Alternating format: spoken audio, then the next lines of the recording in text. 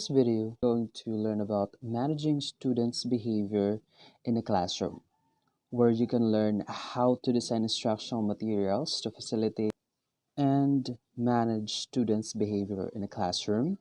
And you're going to develop classroom techniques for addressing behavioral issues. There may be a greater hurdle in public school today than presented by students who exhibit challenging behavior.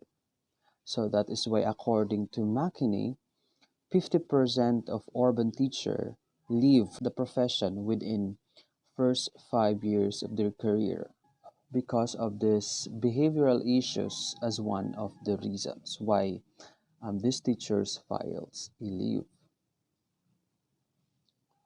Next, disruptive behavior in classroom impedes learning. Of course, this disruptive behavior um, impedes learning in such a way that it is distracting the students' attention, and of course, it also distracting the attentions of the students in the class. And also, because of this disruptive behavior, the students affects his or her academic performance. And whatever positive or negative behavior of students is affected by the performance of the teacher on how he or she is creating the environment for the students to learn. Through that, teacher burnout, stress, and dissatisfaction about his job. So here are some approaches. So here are the approaches that you're going to do in behavioral management. First, we have classroom organization, self-management, social development, and effective instructions. So later on, we'll be discussing that deeply. So first, we have classroom organization. So when we say classroom organization, it involves using teaching effective expectation and routines. So first, we have expectations. Okay, expectation is used by a teacher effective expectation. The probability of problem behavior occurring can be decreased. Through teaching these effective expectations, the student's behavior can be decreased.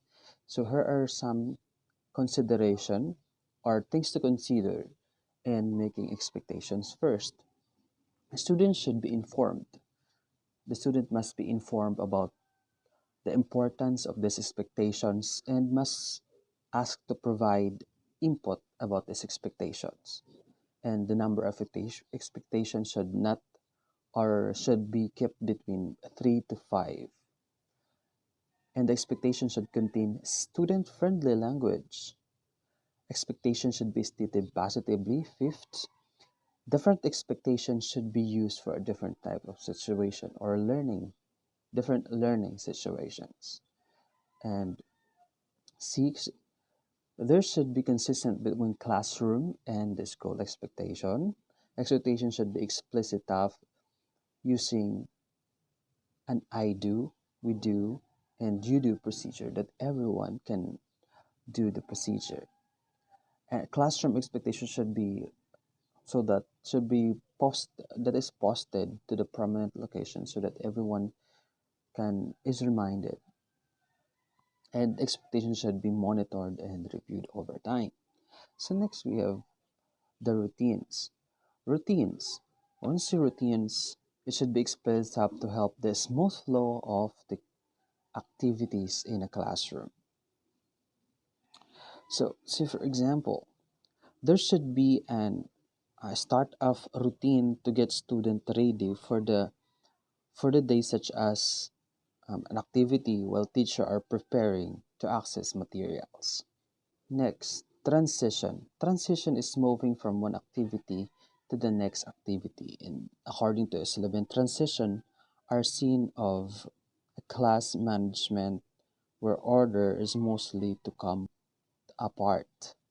So transition must be shorter so that the the time for instruction or learning instruction has an ample of time for learning instructions for academic So effective instruction also increases student success and in turn decreases the behavior of the students. Of course, since the student is learning, they become interested to the academics or to the learnings that they wanted to learn. They are interested to it. So it decreases the behavior problems. Next, we have effective instruction. It depends upon the both teacher's behavior and the instructional program that is being used. Effective instructions must have the following. First, the scaffolding instruction.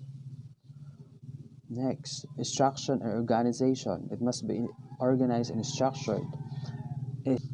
Different way on how you're going to use your instructions, especially when you are dealing with heterogeneous class.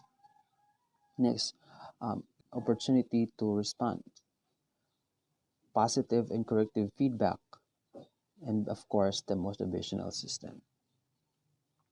Now we have the self management. It is one of the effective behavior management method that can be used today. And in fact, one of the effective self management approaches is the self evaluations. When we say self evaluation, it involves teaching students how to measure their own behavior against some specific standards. So there is criteria. So there is a criteria in self evaluations. There is a criteria that the students can base from so that their behavior has a guide or what things that they were going to do. They will be guided. Next, we have there here are the theories in classroom management.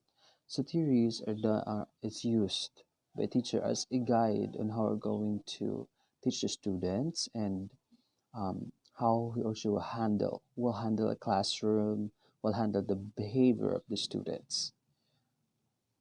First, we have the operant conditioning. It is the father of operant conditioning is Biff Skinner, where his study focused on premise that learning is a function of overt behavior. So he focused on the importance of reinforcement and punishment. So reinforcement um, is done to strengthen behavior for a more likely to be repeated, and punishment is done to decrease the rate of undesirable behavior from occurring again. Next is Glasser choice theory. It is founded by William Glasser.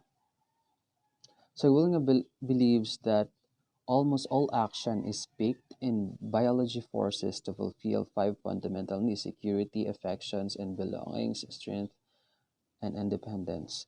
So he emphasizes the importance of fundam- of these five fundamental needs. So if this five fundamental need is met, then the students won't have this misbehavior or the occurrence of this undesirable behavior could be lessened if the students feel or meet these five fundamental needs. That is according to William Glasser. And we have Kahn student directed learning. It is theorized by Alfie Kahn and says that Kahn claims that curiosity, collaboration emphasizes by ideal classroom above all, and that curiosity officer should be decide what is learned. So it in this theory he focuses on the student-centered type of learning, where students are the one who decide what is learned or what he want to learn, and the teacher merely facilitating. So this is the current situations of the decade right now. The student directed learning theory or the student centered learning.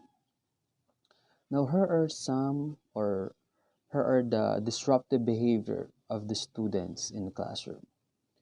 First, we have sensory processing disorder, aggressive students, and appropriate language inactive students. So,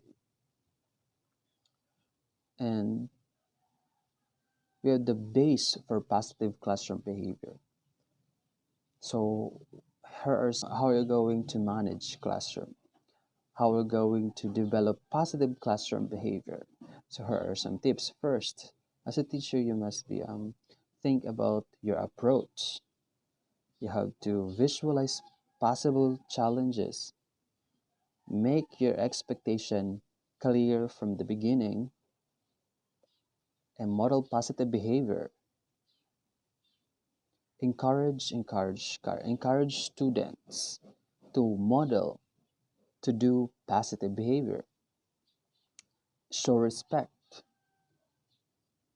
be consistent, keep the student busy and challenged, and listen, and lastly, listen to the student suggestion. So those are the considerations that we have, or those are the basis on how we're going to set positive, or how we're going to teach students to have a positive behavior in a class. So that's all. This is Jeremy Talanhali, and thank you guys.